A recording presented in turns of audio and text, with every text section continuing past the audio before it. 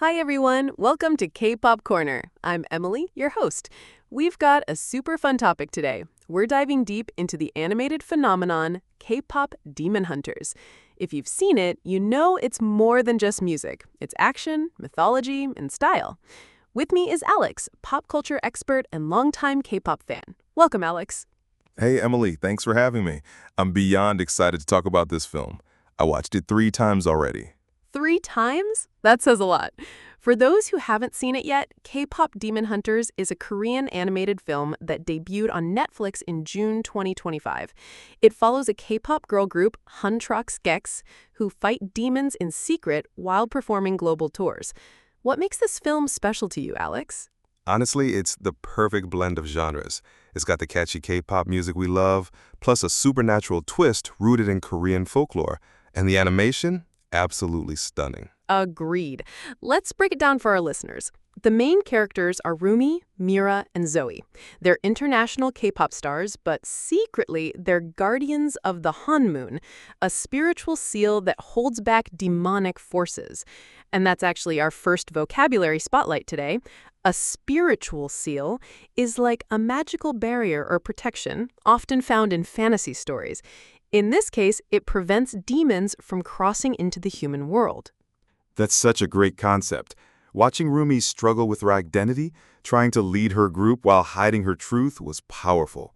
And her voice, when she sings Golden, goosebumps. I'm so excited to talk about that music. Let's talk about the music for a second. The film's original soundtrack topped the charts globally.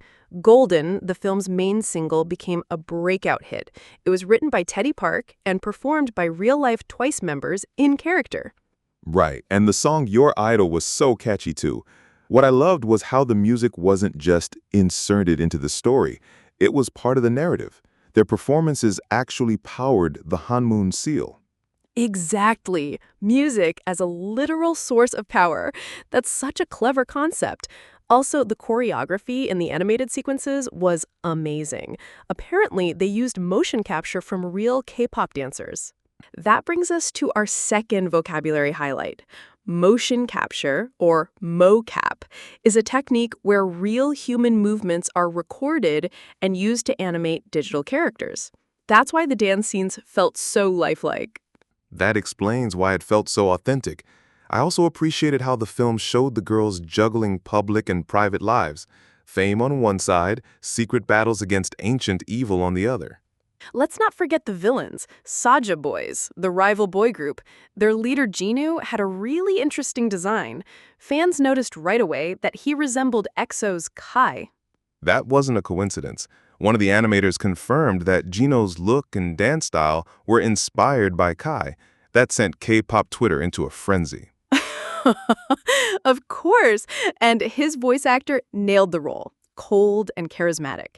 The twist, when you learn he's been possessed by a high-level demon, epic! Yeah, and the final battle scene where Huntrox X performs Golden in the ruins of an ancient shrine, that gave me chills. It wasn't just fighting, it was emotional, symbolic, and beautifully animated.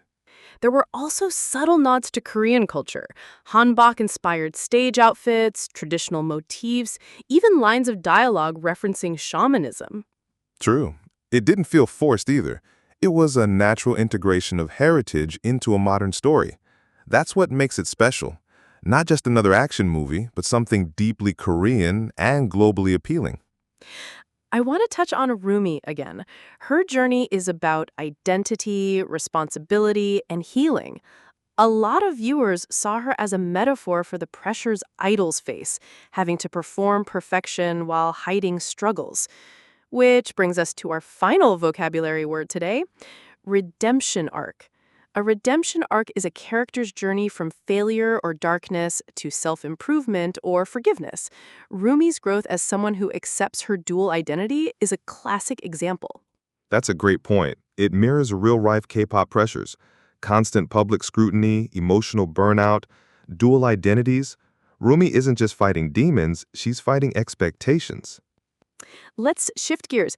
The response to this film has been wild. It's Netflix's most watched animated movie ever, over 100 million views in the first month. And the soundtrack charted in 15 countries. People who had never listened to K-pop got hooked because of this film.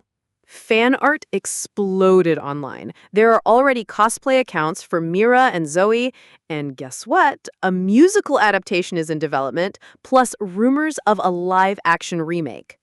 I heard that. Sony and Netflix are in talks for a sequel and even a prequel. There's also a webcomic spin-off planned to explore the origins of the first Demon Hunters. It's like a whole cinematic universe. What do you want to see in the sequel? I want more backstory for Zoe. She's so calm and cool in battle, but we didn't learn much about her. And maybe a redemption arc for Jinu. Yes, I love a good redemption arc and more scenes of training, like how they balance dance practice with sword fights. That contrast was really fun. One scene that stuck with me was the girls eating tteokbokki after a fight, just being friends. It grounded the story, reminded us they're still teens with normal moments too. That balance of fantasy and reality is what makes it work. I think K-pop Demon Hunters is setting a new bar for animated storytelling. And it's changing perceptions. Animation isn't just for kids anymore. This is a story for teens, adults, K-pop fans, fantasy lovers, everyone. Alex, final question. Why do you think this film is resonating with audiences worldwide? Because it's honest. It's magical, yes, but it doesn't shy away from emotions. Fear, joy, love, guilt, and it celebrates culture without apologizing for it. That's powerful. Beautifully said. That wraps up today's episode of K-Pop Corner. Thank you, Alex, for joining me and sharing your insights. Thank you, Emily. I had a blast geeking out with you. If you enjoyed this episode, don't forget to follow, like, and subscribe. Share this with your fellow K-pop and animation fans. Until next time, stay passionate, stay curious, and keep the Hanmoon strong. Bye!